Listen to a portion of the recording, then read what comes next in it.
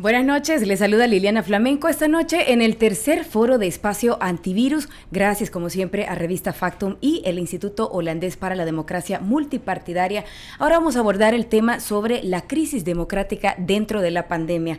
Una vez más vamos a contar con la opinión y el análisis oportuno de especialistas en esta ocasión en la democracia, leyes, la institucionalidad y constitución del país. Me da mucho gusto presentar a Rubén Zamora, él es ex embajador y analista político. ¿Cómo está, don Rubén? Buenas noches.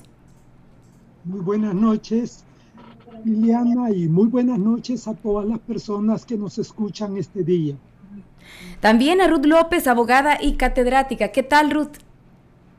Muy bien, muchas gracias por la invitación. Es un placer estar con Rubén y con Eduardo y contigo, Liliana, esta noche. Muchas gracias. Así es, con Eduardo Escobar, él es abogado y director ejecutivo de Acción Ciudadana. Bienvenido, Eduardo. Buenas noches, gracias por la invitación. Igual un gusto compartir con mis amigos panelistas y Ruth este espacio.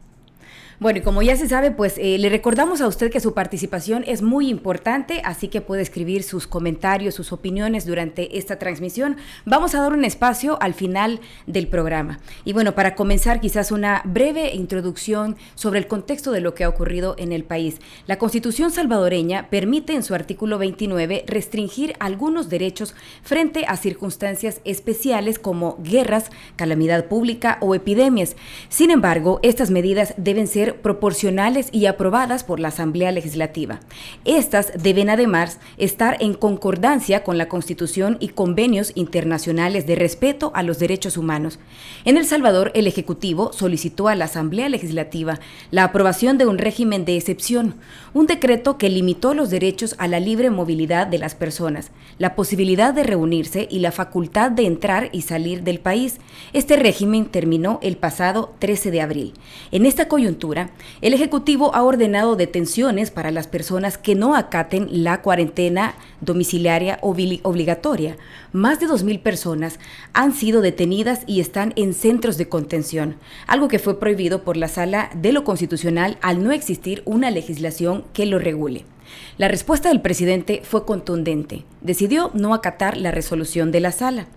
Esa decisión del presidente respecto a la Sala, como la continuación de las detenciones o el precedente del 9 de febrero, cuando invadió con militares la Asamblea Legislativa, han sido señaladas por organismos internacionales y sociedad civil en El Salvador como un atentado contra la democracia por parte del presidente Nayib Bukele.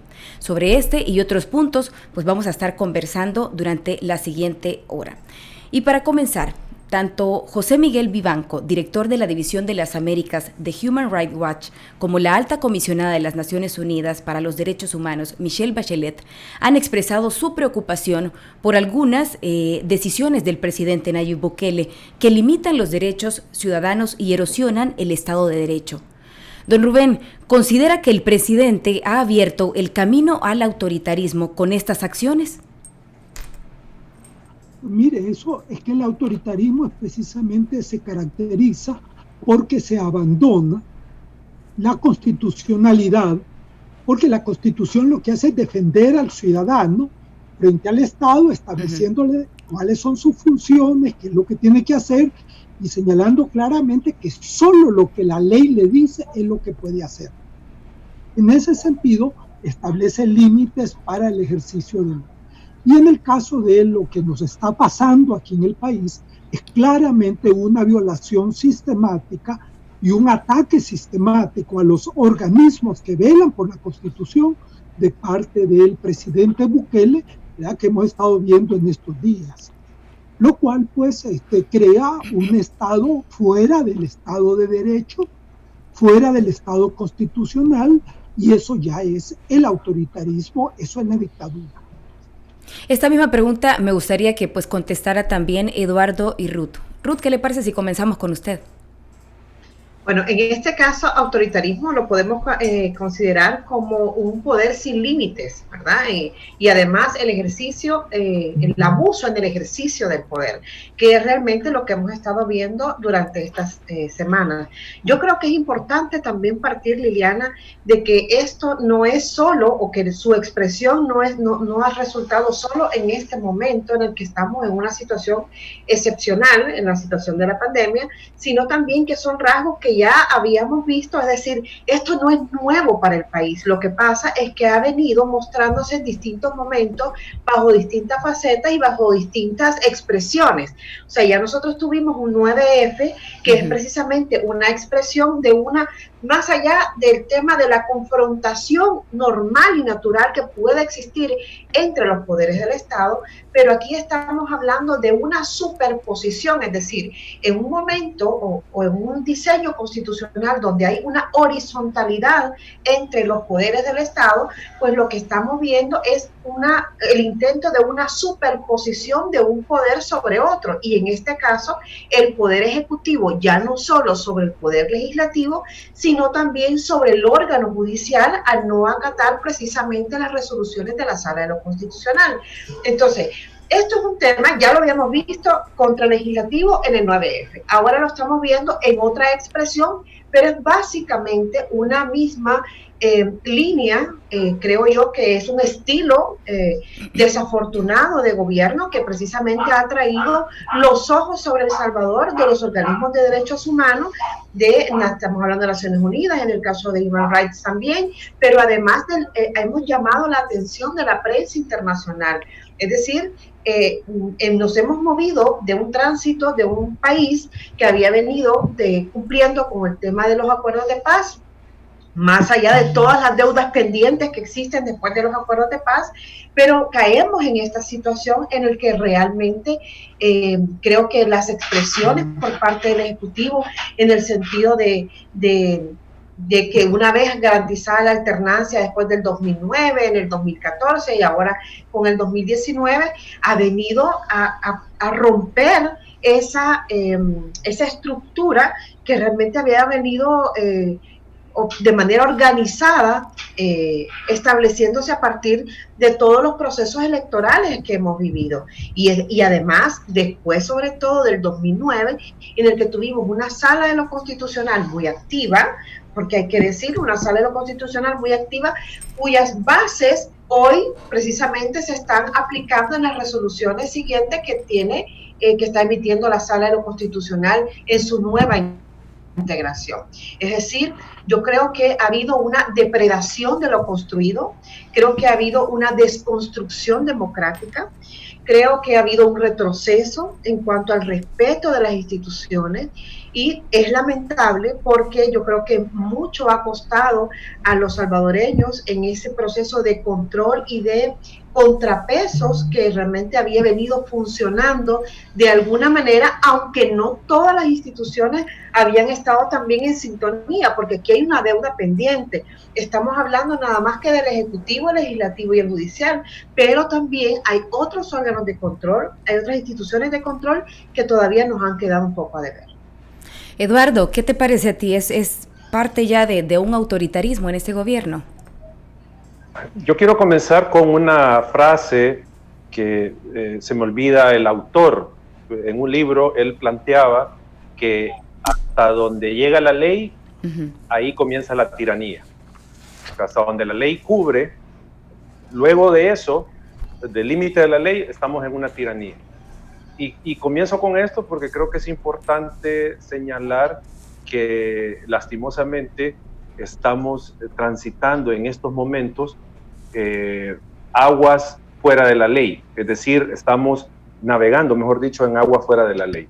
Y con esto lo que significa en todo caso es que el país ha abandonado momentáneamente ese cauce de desarrollo democrático, de imperio de la ley, de respeto a la Constitución, todo lo que implica una república, la separación de poderes, la autocontención de las autoridades, el control interorgánico, etcétera, etcétera. O sea, hemos abandonado esa ruta, ese camino que se comenzó a construir y que, como obviamente todos sabemos, ha tenido sus bajas, sus altas.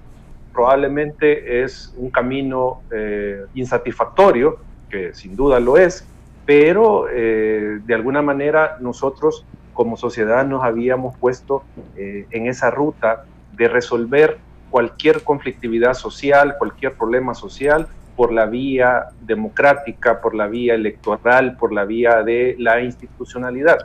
Entonces, este comportamiento del presidente de la República nos está llevando más allá de la ley. Y como yo decía al inicio, eso implica una tiranía. Y solo un punto breve que quiero agregar. Lastimosamente también estamos asistiendo a un escenario donde la ciudadanía aplaude, en general, aplaude este tipo de actitudes autoritarias. O sea, la ciudadanía no le ve de ninguna manera problema, el grueso de la población no le ve problema a lo que está realizando el presidente Bukele. Y esto habría que contrastarlo con los datos que no se le puso mucha atención, que nos venían dando las encuestas de la Universidad de Vanderbilt y la POP respecto del apoyo al sistema democrático. Ahí ya nos estaba diciendo que cerca de la mitad de la población está dispuesta a dejar de un lado el sistema democrático y adoptar cualquier otro sistema con tal que le resuelvan las situaciones de vida. Entonces, ahí hay un caldo de cultivo social que hay que ponerle suma atención, porque esto está, digamos, sirviendo de base, junto con el uso de la fuerza, al gobierno de la República. Y si te parece, por ejemplo, el tema de la población que pues aplaude todas estas iniciativas, medidas o lo que esté ocurriendo en cuanto a la democracia o a la crisis de la democracia en el país, tiene que ver entonces también con el hartazgo de la población en su momento, con las dos fuerzas mayoritarias que siempre hubo en el país. Estamos hablando de una derecha bien marcada y una izquierda bien marcada. ¿De quién es entonces la responsabilidad para cambiar un poco o ayudarle a la sociedad a que entienda el peligro, por ejemplo, que puede pasar en el país? Es que yo creo que Bukele es hijo de muchos padres y madres. O sea, sin duda es hijo del hartazgo de la ciudadanía con las instituciones, no con los partidos necesariamente, con la institucionalidad democrática, que no ha sabido responder a las demandas ciudadanas. O sea, es decir, tenemos libertad de expresión, tenemos un sistema democrático en materia electoral que funciona, pero eso al final a muchos ciudadanos llegan a un punto básico que dicen, yo no como de las elecciones, yo como de las condiciones de vida, de mi trabajo, que socialmente esté dado. Entonces, ahí creo yo que hay una parte de responsabilidad, o sea, el tema de que el sistema no logró satisfacer las necesidades más urgentes de la población, y que los que gestionaron la cosa pública durante 30 años, sin duda, abonaron a este escenario de que la ciudadanía esté rechazando a las instituciones, a la asamblea, a los partidos, y esté aplaudiendo este discurso autoritario, porque a mí en serio me preocupa que la ciudadanía aplauda este discurso autoritario. Bien, don Rubén, usted ha sido pues diputado, candidato presidencial, ex embajador, entre otros. Es decir, ha tenido la oportunidad de observar muchos gobiernos. ¿Qué tan inédita es la situación actual? ¿Han existido amenazas similares a nuestro orden constitucional? Mire, bueno, realmente es muy difícil hablar de orden institucional durante los 60 años de dominio de los militares, porque allí lo que mandaba era lo que decía el alto mando de las Fuerzas Armadas, y eso no tenía nada que ver con la Constitución, a pesar de que siempre decían que eran constitucionalistas. Eso es cierto. Lo que yo apunto es que aquí en el país ha habido una tradición autoritaria que se ha ido introduciendo en la población. 60 años de dominio militar, fíjense que es el autoritarismo militar más largo de toda América Latina, el que nosotros tuvimos. En 60 años de eso, ¿verdad? Eso va marcando a la sociedad poco a poco. Después de los acuerdos de paz se ha tratado de cambiar eso. Se ha cambiado algo, pero no se ha logrado mucho.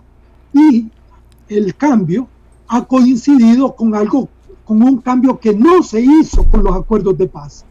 Y es que los partidos políticos que vivían en la guerra y vivían de la guerra de alguna manera, fueron dejados tranquilamente y se les transfirió poder. Y Eso lo único que ha hecho es profundizar más los problemas que tienen los partidos políticos, la corrupción que hay en ellos y por lo tanto el desencanto de la población. Hoy, este es un momento en que para los partidos políticos, especialmente los dos principales partidos tradicionales de los últimos 30 años, de definir su propio futuro.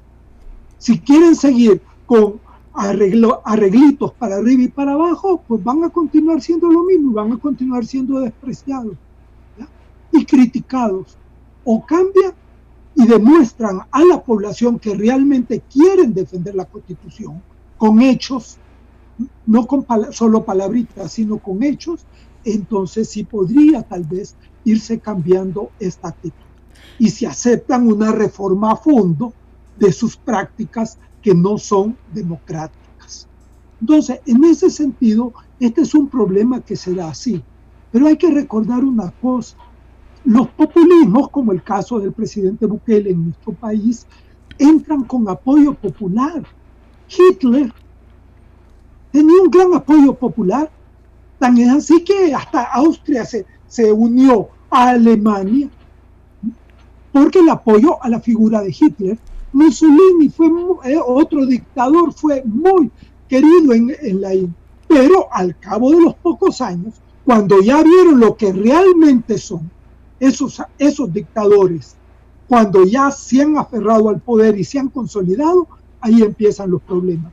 Y eso fue lo que pasó con Perón, por ejemplo, aquí en América Latina, con Vargas. O sea, tenemos una cantidad de ejemplos en que los populistas suelen tener apoyo al inicio porque siempre aparecen en medio de crisis políticas. Y aquí eso es lo que ha pasado. Pero no se dan cuenta la población de que poco a poco lo van llevando hasta que empieza a sentir.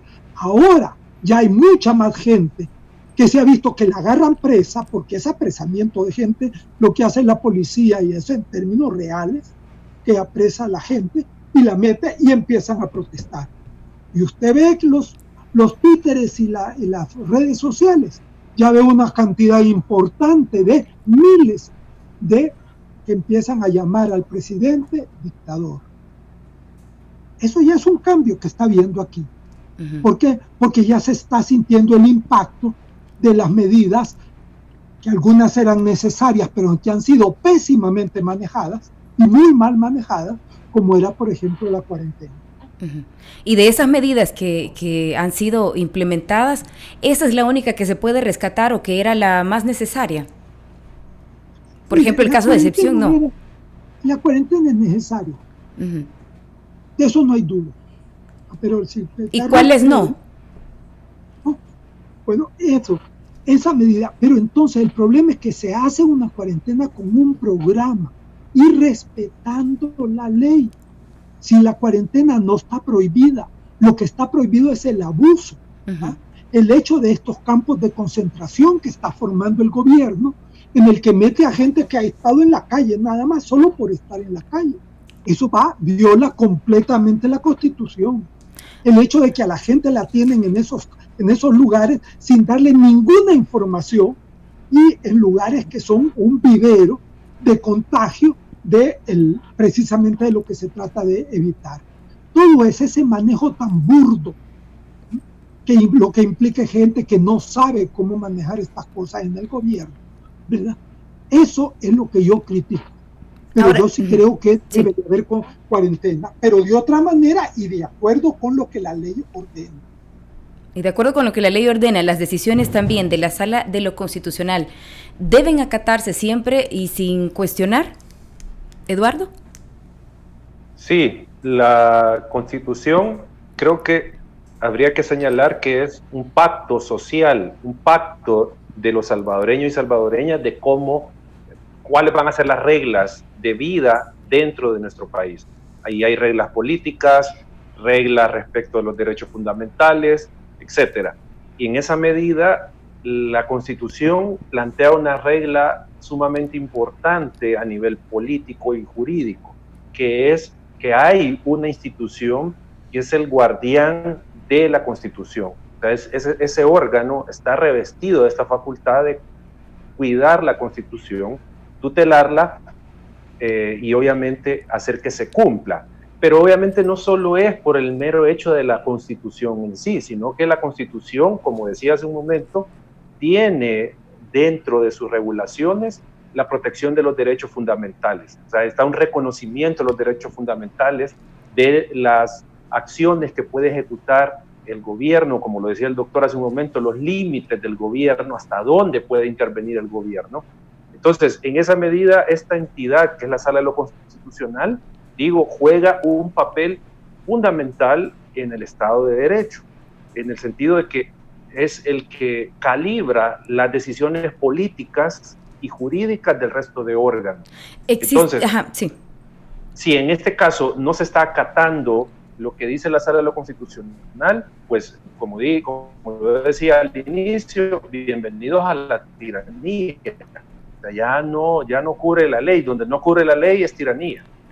¿Existe entonces, existe o no, Eduardo, alguna condición que permita el no cumplimiento de una sentencia de la Sala de lo Constitucional? A nivel del país, no. O sea, la Sala de lo Constitucional es un tribunal de cierre en materia constitucional. Es decir, si hay una controversia sobre la constitucionalidad de una medida, etcétera, etcétera, el tribunal que cierra esa discusión es la Sala de lo Constitucional.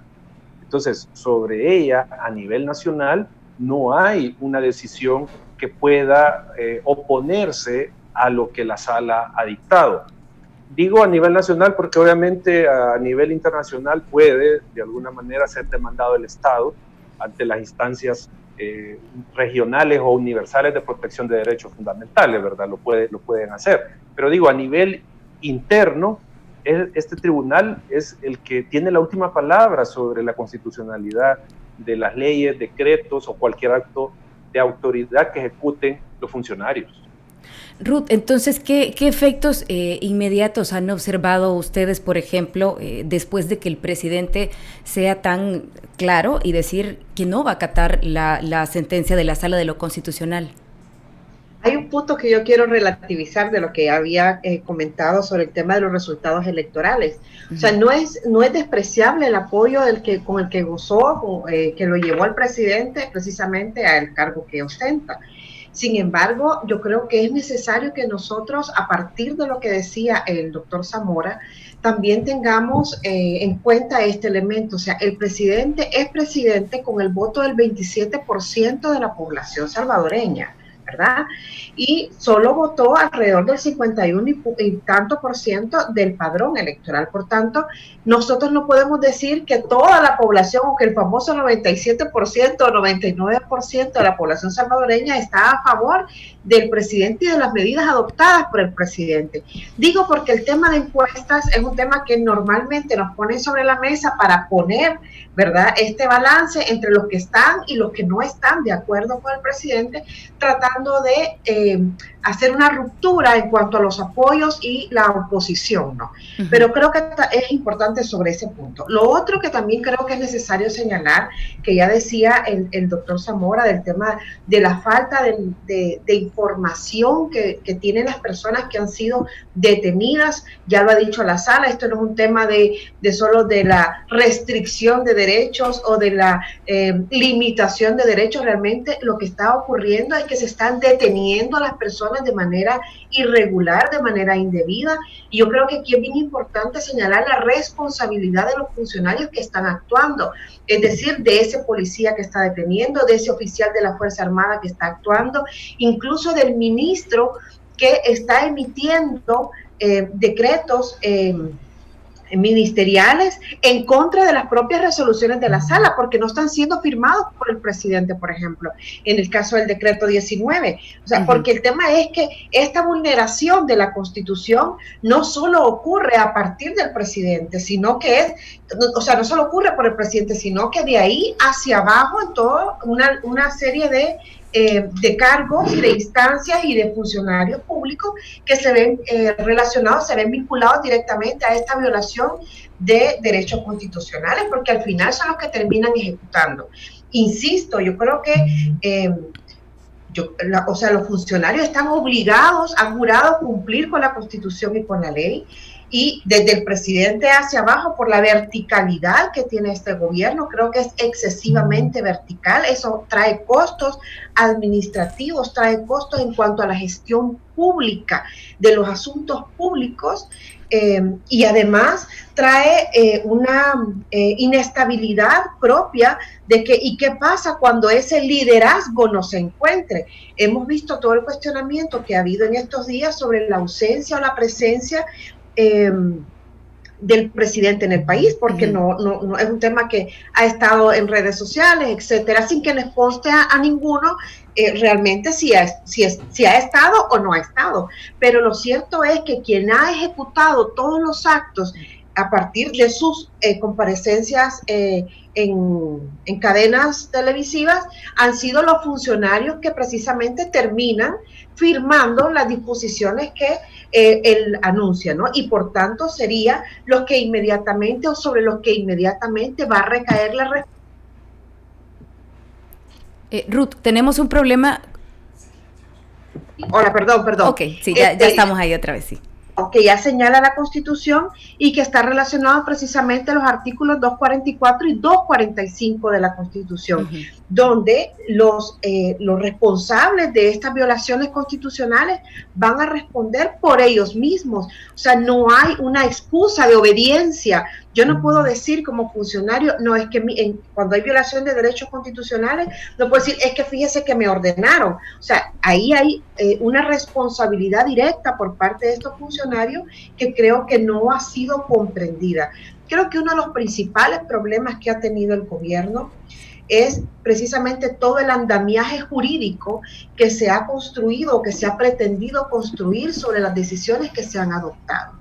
Es decir, hay un sustento o no hay sustento, podríamos decir realmente. Creo que es muy endeble todo esa organización de los instrumentos que le dan o que pretenden darle una robustez que no existe a todas las decisiones que se han ido tomando por parte del Ejecutivo. Ahora bien, pero también esta manera de hacer estos anuncios o estas órdenes, hay una constante en las órdenes que emanan desde el Ejecutivo y que son dadas a través de Twitter. Por ejemplo, en el caso justamente de la Fuerza Armada y la PNC, que las atienden de inmediato, sin ningún decreto, justo lo que estaba diciendo Ruth, sin ningún decreto que las respalde. Entonces, Eduardo, ¿qué tanto distorsiona esto a la institucionalidad? Yo creo que sin duda hemos entrado a un periodo donde se está cambiando la lógica de la base del poder, ¿sí? Sin duda, en una democracia la base del poder es el apoyo popular manifestado en las urnas. Esa es la base del poder. El pueblo es el que le da el poder al Ejecutivo. Pero en este caso, él no está basando su autoridad y su poder en ese apoyo popular que se traduce en votos y que luego se traduce en instituciones que regulan la vida de los salvadoreños por medio de una constitución, por medio de las leyes. Él no está basado en eso. Él está torciendo la base de la autoridad que él tiene y la está llevando hacia tener a las Fuerzas Armadas y a la Policía Nacional Civil de su lado. O sea, eso para mí, esa es la base de la autoridad que tiene en este momento el presidente Bukele, y por eso no está queriendo cumplir las resoluciones de Sala de lo Constitucional y está de alguna manera también menospreciando la labor del fiscal general de la República. Pero es porque tiene el monopolio de los aparatos de coacción del Estado. O sea, no tiene a la base el respeto a la institucionalidad. O sea, él no está actuando conforme a la Constitución. Yo solo quiero mencionar algo breve para tratar de ilustrar un poco más lo que yo estoy queriendo decir. Si nosotros llegamos en nuestro vehículo a la esquina en un semáforo, ¿qué nos detiene para pasarnos el semáforo en rojo? En realidad, no hay nada. O sea, si ustedes se fijan, no hay nada que nos detenga a pasar el semáforo en rojo. Alguien me va a decir, sí, es que si te lo pasas te vas a tener un accidente y tiene consecuencias, pero en realidad, o sea, yo estoy enfrente del semáforo, yo me lo puedo cruzar, no hay nada que me detenga, que me amarre a no cruzarme el semáforo. Hago este ejemplo porque es lo mismo a la hora de gobernar y respetar las decisiones de los otros órganos. O sea, es decir, no hay en este caso, por ejemplo, algo que me amarre, algo visible, algo material que me amarre para que yo cumpla una resolución de la Sala de lo Constitucional, sino que simplemente es el etos democrático, el etos de apego a la ley, de respeto a la legalidad, la que sí me amarra, o sea, esa como barrera invisible que me amarra, o esa cadena invisible que me amarra a cumplir la Constitución y la ley. Entonces, ¿qué es lo que ha pasado acá? Que el presidente Bukele cortó esa cadena, o sea, esa cadena invisible, si le queremos llamar de alguna manera, que nos amarra a los ciudadanos a cumplir con la ley y con la Constitución. Él la cortó. Entonces, ahí es donde digo, cortó esa cadena que está vinculada con la institucionalidad y ha retomado, en este caso, el uso de las Fuerzas Armadas para poder gobernar. A ver, doctor Zamora, ya mencionando, Eduardo, pues esta de que se ha cortado esa cadena invisible, hablemos entonces de cómo esta coyuntura está afectando las instituciones, algunas de ellas pensadas incluso en los acuerdos de paz, como la Procuraduría de la Defensa de los Derechos Humanos. Entonces, es legítimo que se dude del papel del procurador cuando sobre él pesa una demanda sobre la legalidad de su nombramiento por vínculos partidarios. Bueno, mire, ese es un problema completamente sin relación con lo actual, porque el problema es que hay una acusación allí, no sé hasta qué punto se ha llevado ante los jueces, que es donde debe de hacer, ¿verdad? Y mientras eso los jueces no lo decidan, pues la Constitución dice que el funcionario actúa y debe continuar actuando. Una vez que la Asamblea, porque él tiene un nivel de ministro, por lo tanto se le aplica el artículo 236 de la Constitución, que es el que nos da la solución a este problema. ¿Qué pasa cuando el presidente de la República, que tiene a los militares detrás, no cumple con la ley? ¿Qué vamos a hacer? La Constitución tiene una salida, que es la salida constitucional, y ese es el artículo 236, y allí está precisamente que cuando el presidente, el vicepresidente, los ministros, ¿ya?, y los altos funcionarios, ¿ya?, cometen delitos comunes o oficiales, ¿ya?, tienen, dice, que responder en primer lugar ante la Asamblea Legislativa, porque la Asamblea Legislativa es la que inicia el proceso, no es el fiscal. Fíjese bien que esto es interesante en el caso de este artículo. No empieza en la Fiscalía, empieza directamente en la Asamblea. ¿Y quién lo debe de proponer? Cualquier ciudadano del país que coja un papel y un lápiz y lo mande y diga, mire, yo considero que el señor ministro tal, el presidente tal, el vicepresidente tal, o cualquier otro alto funcionario ha cometido un delito, ya sea oficial o privado, público, ¿ya?, y pido que se empiece a investigar. Eso es lo que se llama el antejuicio. Eso solo la Asamblea lo puede hacer. Y nadie puede juzgar a ninguna de estas personas en ningún tribunal mientras la Asamblea no haya dicho sí, hay lugar para que se le pueda juzgar. Entonces entra el fiscal, que es el que ya puede llevar el juicio normal de acusación, ¿verdad? Entonces, eso lo tenemos en la Constitución. El problema aquí es que hemos llegado ya a ese punto donde ya el presidente Bukele y sus ministros están violando sistemáticamente la Constitución. Abusan de autoridad, porque el presidente de la República se pone a hacer cosas, como trató de hacerlo el 9 de febrero, por ejemplo, que corresponden a otros poderes. Por ejemplo, esto de autorizar a alcaldías, a los alcaldes para hacer cosas, eso es una violación de la Constitución, porque viola la autonomía municipal y el presidente no tiene autoridad alguna, ninguna ley que le permita estarle diciendo, le doy permiso de que cierre el país. Aquí hay desacato a la autoridad, porque cosas que ha dicho ya la sala en sentencia, el presidente viene y públicamente dice, yo no las acato. Eso es un delito oficial. La mentira, la desobediencia a la autoridad es un delito también. Entonces, todos esos delitos están en el Código Penal establecidos. Y yo creo que ya llegó el momento en que la Asamblea Legislativa demuestre que es la Asamblea Legislativa del país y que inicie el proceso. Allí se verá, ¿hay base o no hay base? Si no hay base, todo sigue igual.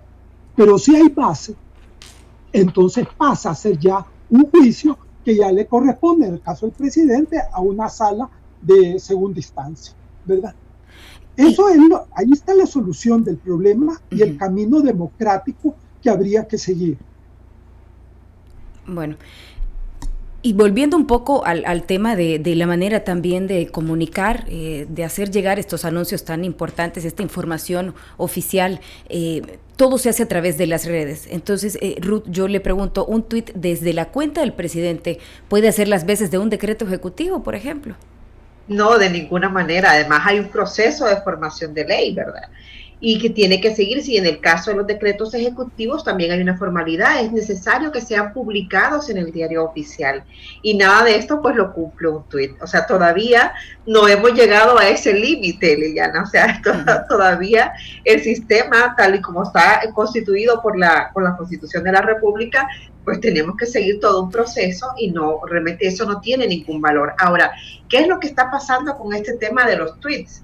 Porque además no solo es el tweet, sino que inmediatamente obedezco, porque ahí el problema no es el tweet, el problema es la consecuencia que trae precisamente el acatamiento de esa instrucción, de esa orden del presidente, que en muchos casos ni siquiera está facultado para eso, porque ese es otro tema, ¿verdad? Es otro asunto. Entonces, aquí estamos viendo no solo una falta de transparencia, sino también hay una falta de respeto a la formalidad, a las formas, al sistema jurídico precisamente, y también hay un desprecio que habría que analizar las causas hacia las especializaciones, es decir, no solo la especialización jurídica, sino también estamos viendo la especialización médica, por ejemplo, en el caso de quién asesora al presidente, quién está atrás del presidente o atrás del ministro. En todo caso, no tiene que ser necesariamente el presidente, sino el ministro, que es el que debe llevarle, precisamente por eso hay una delegación de los asuntos públicos en el caso de las carteras de Estado. Para eso está precisamente organizado así en nuestro gobierno, y además hay un reglamento interno del órgano ejecutivo que también lo avala de esta manera. Entonces, pero todas estas cosas vemos una falta de transparencia. O sea, lo señalo así porque es lo que estamos viendo todos los días. O sea, no solo es la orden del Twitter, ¿verdad? Sino también de cómo esa orden es ejecutada y las consecuencias, como ya señalaba en la intervención anterior, que esto puede traer para los propios funcionarios que son responsables de esa ejecución de esa orden presidencial. Y preguntaba esto justamente por esta información oficial que se gira a través de Twitter por parte del mismo presidente de la República, y pues lo que ya habían mencionado ustedes también es a la población a quien está llegando directamente y cómo pues hacer que la gente comprenda, ¿no? de lo que está en el marco de la ley en el país. Y siguiendo con el trabajo de las instituciones dentro del orden democrático, Eduardo, la Fiscalía es, según el 193 de la Constitución, la encargada de la defensa de la legalidad y los derechos humanos. ¿Le parece que la Fiscalía debe esperar a que la Sala de lo Constitucional decida si el presidente cumplió o no su sentencia, o debería actuar de oficio para procesarlo penalmente? Bueno, ahí creo que habría que decir un par de cosas. Primero, cada órgano tiene delimitadas sus competencias, o sea, qué es lo que le compete realizar, cuáles son sus facultades, cuáles son las materias que ellos deben de abordar y desarrollar en el ejercicio del cargo, ¿verdad? Eso por un lado, o sea, que no tiene que ver en primera instancia que si el otro órgano hace o no hace. O sea, la Fiscalía está facultada para investigar el delito e iniciar la acción penal de oficio al solo tener la noticia del crimen. Eso es por un lado. Por el otro, creo que hay que considerar que probablemente, o no probablemente, a lo que se refería el señor fiscal en este caso es que está esperando que la sala verifique si se ha cumplido con sus resoluciones, y si no se ha cumplido, la sala puede certificar ese incumplimiento a la fiscalía para que el fiscal, en este caso, proceda de acuerdo a la ley, ¿sí? Entonces, en cuanto al cumplimiento de resoluciones, sí debe de esperar el fiscal que la autoridad judicial le notifique que se está incumpliendo, pero con el resto de atribuciones que tiene la fiscalía las puede ejercer sin esperar que otro órgano de Estado active las instancias. Es decir, por ejemplo, con la detención que hubo ayer de una persona que grabó un video amenazante con armas y todo esto, ahí no necesita de ningún dictamen judicial la fiscalía para proceder, porque se está obviamente configurando un delito.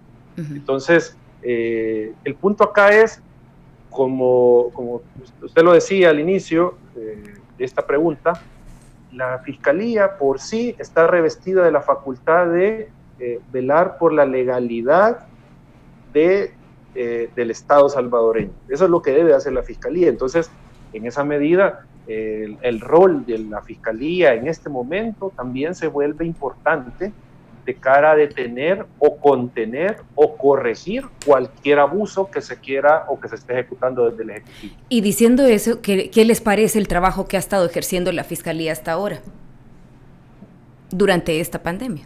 Eduardo. Bueno, en un inicio a mí me pareció una labor muy pasiva, prácticamente desaparecida la Fiscalía en un inicio, pero luego ha comenzado a dar algunas muestras de actividad a la Fiscalía. Más allá de lo que se critique, pero me pareció que fue una medida, creo yo que acertada, que mandó un mensaje claro y contundente al Ejecutivo, fue la llegada del fiscal a la zona de La Libertad. O sea, más allá de lo que se pueda decir sobre eso, pero creo que ese es un mensaje que se mandó. Ahora, las citas con los ministros que no han acudido, ahí creo que sí la Fiscalía debe de, como dice, dar un giro de tuerca. O sea, tiene que ponerse más firme y exigir que estas personas compadezcan a la cita con la Fiscalía, sino que hagan el apremio para tener a estas personas ante la Fiscalía que respondan las preguntas que debe hacer el fiscal, porque aquí no es una orden cualquiera la que se está dando, es la orden del fiscal general de la República, y en esa medida esperamos que la Fiscalía tenga, si se quiere, más dureza en estas, ante esto, por ejemplo, a esta pregunta, a estos cuestionamientos que se le quieren hacer a los ministros. Y ya que dijiste justo ese ejemplo de, por ejemplo, el tema de la Fuerza Armada y el ejemplo específicamente en el Departamento de la Libertad, la Fuerza Armada también tuvo un papel protagónico el pasado 9 de febrero cuando el presidente tomó la Asamblea Legislativa. En la actual coyuntura del COVID-19, el ministro Monroy, pues sí, también lo que tú decías, lideró el cordón militar en el Puerto de la Libertad. Don Rubén, ¿se ha desnaturalizado el rol de la Fuerza Armada? Sí, mire, esto es otra característica de los regímenes populistas, autoritarios, y es que terminan amarrándose al apoyo que reciben de la Fuerza Armada. Es evidente que el presidente Bukele está tratando de comprar las Fuerzas Armadas de este país. Desde la persona que puso a la cabeza de la Fuerza Armada, de ministro de Defensa, para todo un grupo de altos oficiales, hablándoles, llamándolos, tratándolos de convencer y dando prebendas. Eso lo han hecho todos los populistas. Y eso es algo que es muy grave. ¿Por qué? Porque si algo logramos con los acuerdos de paz, es que rompimos los 60 años de predominio de los militares en la política.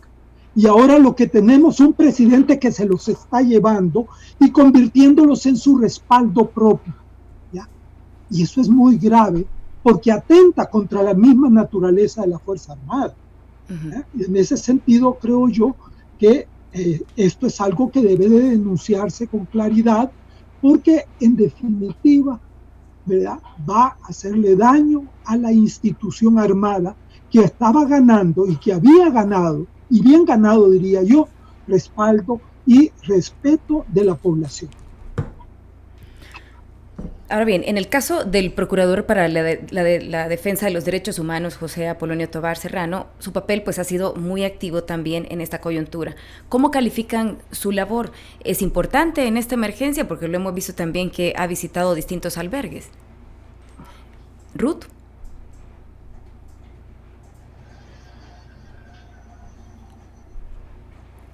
Hola Ruth, ¿me escuchas? Perdón, no estaba esperando que no, de intercambio. En el caso del procurador, obviamente, es un papel muy, muy importante, pero además tiene un mandato incluso por la Sala de lo Constitucional para el cumplimiento de recopilación de informes. Entiendo que el día de ayer, o me equivoco, el día de hoy, envió ya un informe y tiene que enviar un informe semanal a la Sala de lo Constitucional, precisamente en el cumplimiento de estas medidas que han sido ordenadas a través de los habeas corpus. Sin embargo, y más allá también de que han estado llegando a los albergues, han estado verificando, creo que hay temas, hay cuestiones que se están escapando. Por ejemplo, ¿dónde está la verificación de la entrega de los resultados de los exámenes que se le están haciendo por COVID a las personas que están retenidas? Es decir, ese acceso a la información no está siendo garantizado, porque además, más allá de la Procuraduría, también tenemos un Instituto de Acceso a la Información que lamentablemente ha visto suspendidos los plazos para la entrega de información. Y esto es realmente, es sumamente complejo, y además vulnera también derechos de acceso a la información en cuanto a los propios sujetos que están involucrados en esta situación y que están ya, como hemos referido en el caso de los albergues. Yo no quiero dejar pasar la oportunidad para referirme al tema del fiscal, porque yo creo que si bien es cierto, hemos visto pronunciamientos por parte del fiscal de que está investigando, etcétera, yo creo que hay actos arbitrarios. O sea, estamos hablando de conductas que se pueden enmarcar en el 320 del Código Penal y en el de incumplimiento de deberes, que está también regulado en el 321 del Código Penal, en cuanto a los funcionarios de salud. Y no me refiero y voy a referirme de esta manera porque no tengo otra forma de decirlo más gráfico, que a los pobres administradores de los centros de contención, que ni siquiera información tienen. O sea, ni siquiera a ellos les llegan los resultados de las personas que están bajo su custodia, bajo su guarda, sino estoy hablando de niveles superiores a nivel ministerial, donde siempre la referencia es que de arriba no nos han ordenado, es que de arriba no nos han dicho, es que de arriba no nos han informado. Yo creo que ese tema, o sea, ese de arriba, hay que acabar sobre todo porque estamos hablando de una vulneración de derecho a la información y al final de derecho a la salud. ¿Cuántas personas no tienen o no tendrán necesidad de usar o de utilizar la información que haya sido recabada en este proceso de revisión clínica, de expediente propiamente dicho, o sea, como antecedente en su salud? Yo, por ejemplo, soy paciente o fui paciente de dengue hemorrágico, y cada vez que a mí me hacen un proceso, yo tengo que decir, yo tuve dengue hemorrágico, ¿verdad? Entonces, en el caso de estos pacientes, igual, tienen que tener, es elemental que tengan acceso a su información. Yo creo que hay varias instituciones, la Procuraduría está haciendo lo suyo, pero creo que todavía hay derechos que están siendo vulnerados, que no están pudiendo ser garantizados, porque además creo que las instituciones de alguna manera están siendo sobrepasadas, primero porque no todo el personal está trabajando. Hay un grupo de personal que por las mismas disposiciones gubernamentales no están trabajando de manera efectiva en campo, etcétera, por sus años, por sus padecimientos, etcétera, pero además porque son muchos los casos. Hemos visto el informe que ha presentado la Sala de lo Constitucional sobre la cantidad de habeas corpus. O sea, tienen una cantidad de procesos pendientes, con la mitad o menos quizás de trabajadores en el área, que que están impedidos de sacar y de ser oportunos en cuanto a la tramitación de los casos. Creo que esto es un tema que bastante hay que tener en cuenta, y también el otro elemento es la protección que deben tener los médicos y cómo se les puede garantizar, no solo a médicos, a enfermeras, enfermeros, personal sanitario, personal de servicio en los centros de atención, que hemos estado viendo las quejas en redes sociales de que no se les ha estado dando todos los medios de protección, cuando son los que tienen, además que tener, por estar en primera línea, tienen que tener todos los medios garantizados para ellos no ser objeto de contagio. Entonces, aquí también hay vulneraciones de derechos donde el Ministerio de Trabajo no está haciendo lo propio. Hay una ley que obliga al Ministerio de Trabajo a verificar que se están cumpliendo todas las medidas de protección para los trabajadores. ¿Y qué medida de protección más importante que proveerle a todos los trabajadores del Sistema Nacional de Salud precisamente los implementos que requieren para poder ejercer su trabajo? Bien, como lo dijimos al inicio de este espacio, vamos a dar pues ya el momento para dar paso a las preguntas y a las opiniones, a los comentarios de usted que pues ha estado pendiente de esta transmisión. ¿Con quién comenzamos? Comenzamos con Juan Mel, y también agradecemos a todas las personas que están comentando a través de la transmisión en vivo de Facebook. Juan Mel pregunta, ¿cómo recuperar esos espacios democráticos en el encierro? El control de las calles lo tiene la Fuerza Armada y la PNC.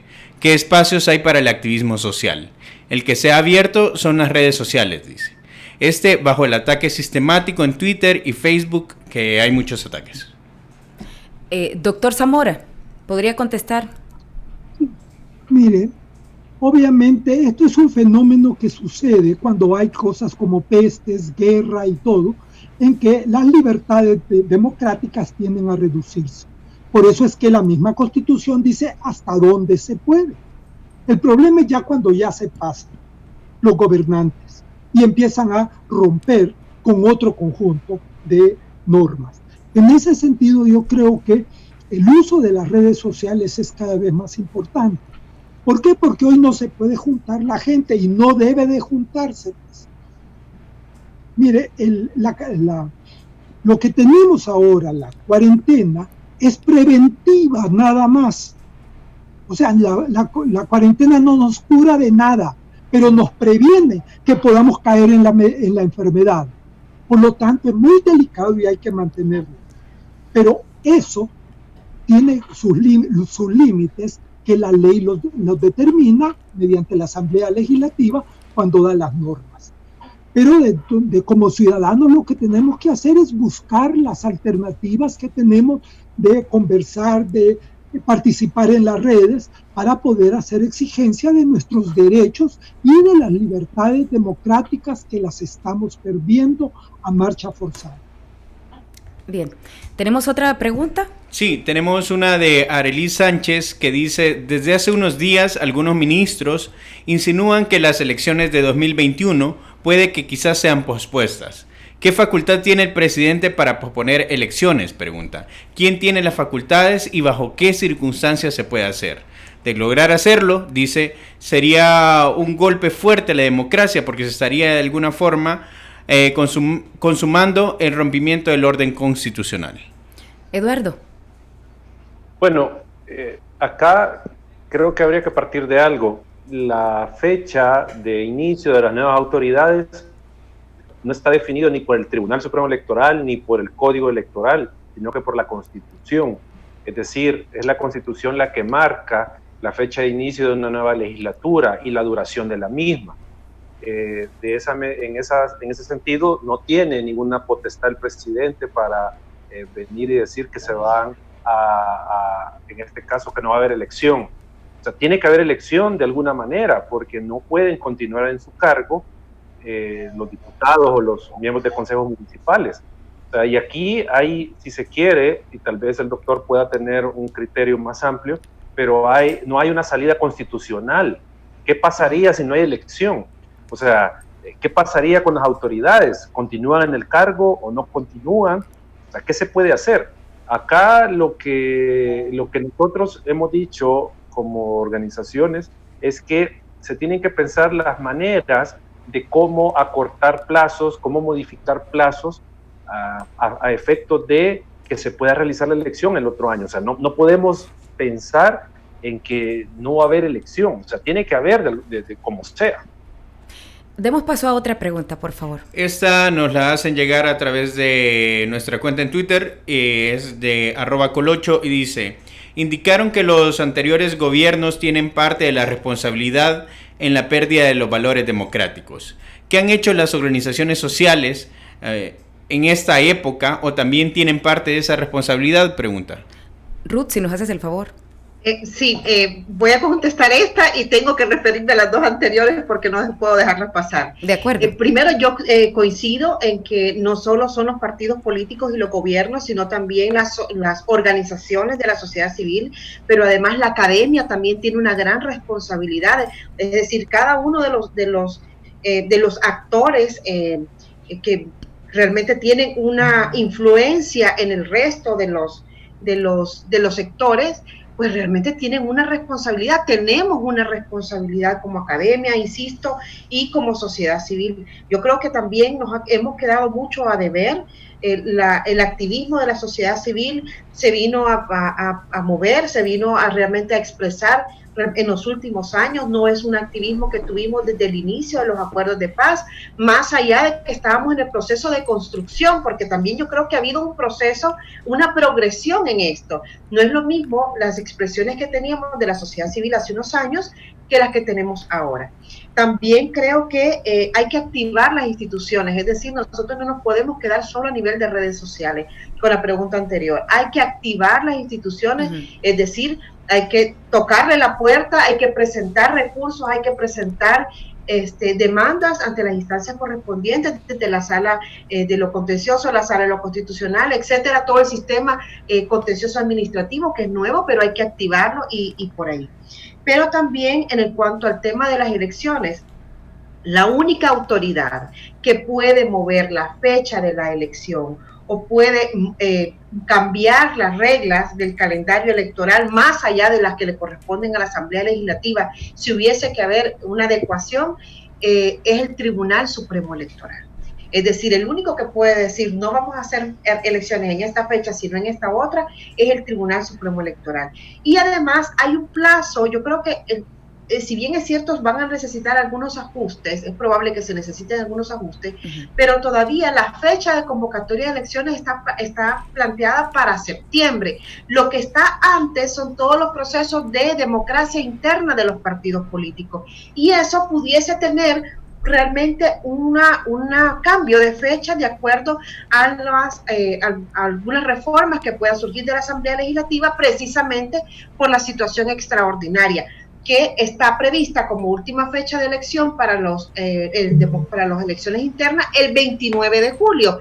Y, como ya les dije, la siguiente fecha estaría planteada para septiembre del 2020. Entonces, todavía quedan esos meses de plazo 28 de septiembre, que todavía puede moverse. Así que el Tribunal Supremo Electoral es la única autoridad, el presidente no tiene ninguna autoridad para mover elecciones. Incluso con el tema presupuestario hay que prestar atención, porque yo me imagino que en cualquier momento van a querer echar mano precisamente de los recursos que se le han otorgado al Tribunal Supremo Electoral, y creo que hay que tener claro que elecciones tienen que haber y recursos para la elección también tiene que haber. Por tanto, es un tema que yo creo que vamos a tener que seguir hablando sobre esto, pero que de manera inmediata yo al menos no veo un peligro de que no puedan realizarse las elecciones.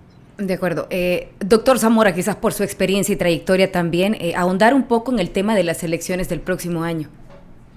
Sí, mire, la verdad es que el proceso electoral está marcado por plazos que establece la ley, el Código Electoral.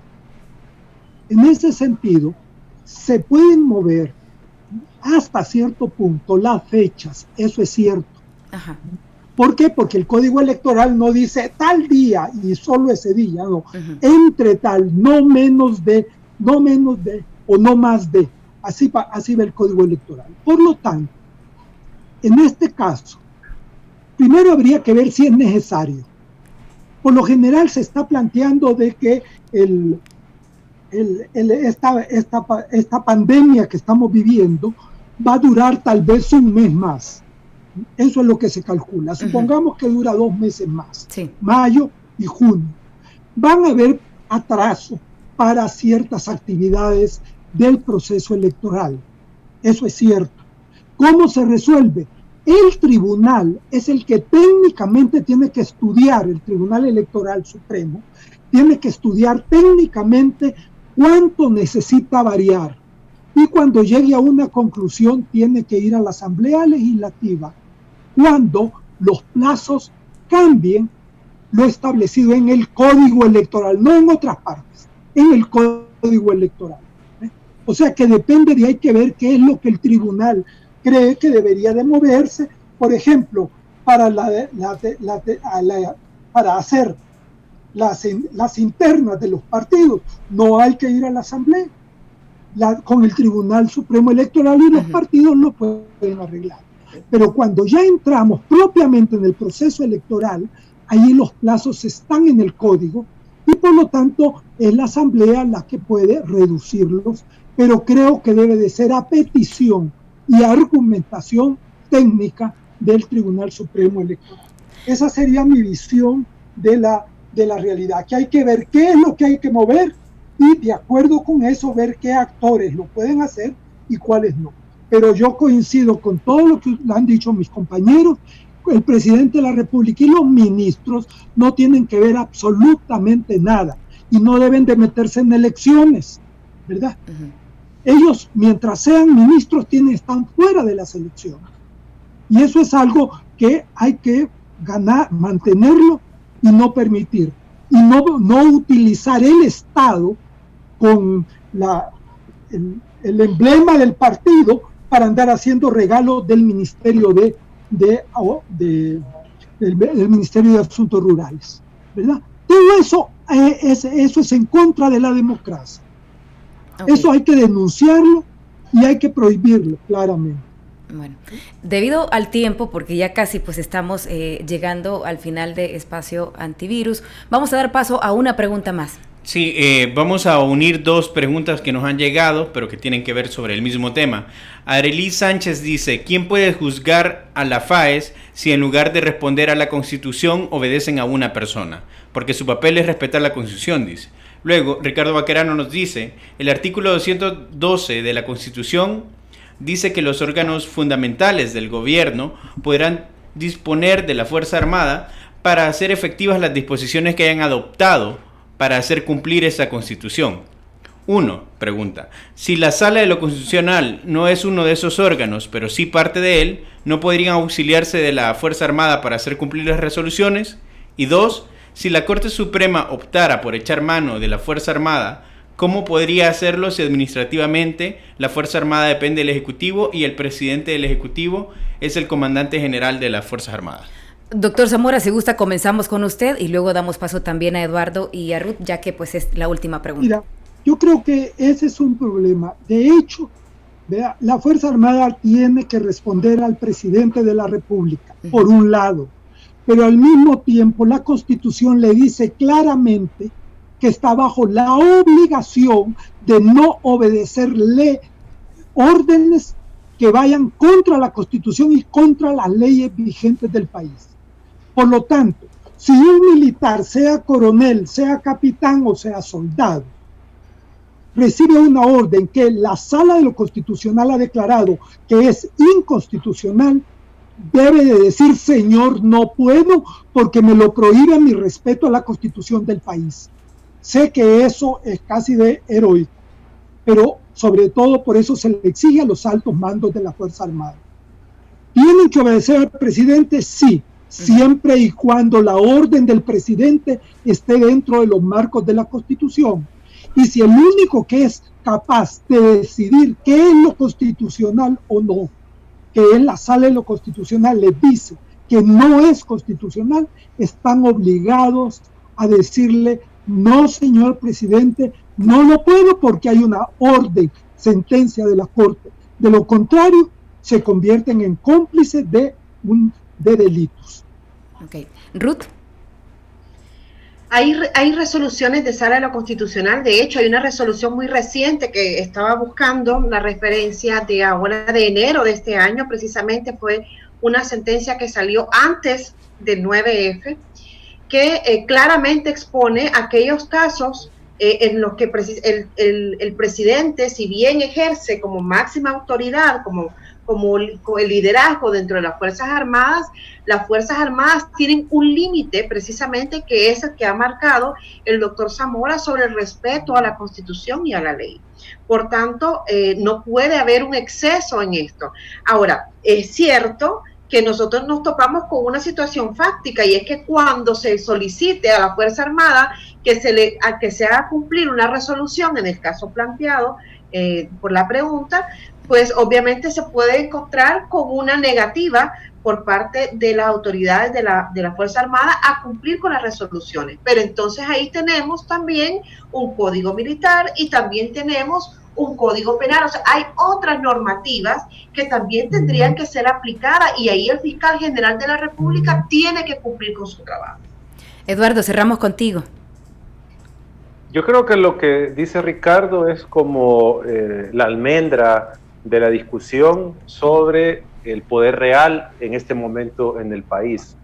En este caso, y ya lo planteaba Ruth, también el doctor, cómo hacer ante una orden judicial que no se quiera acatar y no se quiera ejecutar por la Fuerza Armada, o sea, digo, acompañando al órgano judicial. Acá, de nuevo, caemos a un punto que se podría decir un punto de vacío. O sea, cómo hacer cumplir las resoluciones de los órganos de Estado si el presidente está alejando del mandato del poder civil y del respeto a la Constitución a las Fuerzas Armadas. ¿Cómo hacer eso? O sea, ahí es donde viene el punto. Y solo para terminar, porque creo que ya Ruth y el doctor dijeron todo lo que tenían que decir sobre el tema de la Fuerza Armada, pero hay que ponerle atención a algo, que el discurso del presidente de la República se basa en tres cosas: Dios, el pueblo y la Fuerza Armada, ¿sí? Entonces, en esa medida, yo dudo que el presidente quiera aflojar el control o el poder que tiene sobre el discurso con Dios, sobre el pueblo y sobre las Fuerzas Armadas. Entonces, se plantea un escenario muy complicado que va sin duda a significar un análisis a profundidad desde el derecho constitucional, como decía Ruth, de cómo encontrar salidas para que se cumplan las órdenes del resto de órganos de Estado. Bien, gracias Eduardo, gracias también a Ruth y al doctor Zamora por haber compartido y conversado esta noche con nosotros este tema tan delicado y tan importante, tan necesario también en medio de esta pandemia que está viviendo no solo El Salvador, sino el mundo entero. Muchísimas gracias también a usted, que ha estado pendiente de esta transmisión, y recuerde que el próximo viernes a la misma hora, 8 p.m., estamos con un nuevo foro de Espacio Antivirus. ¡Feliz noche!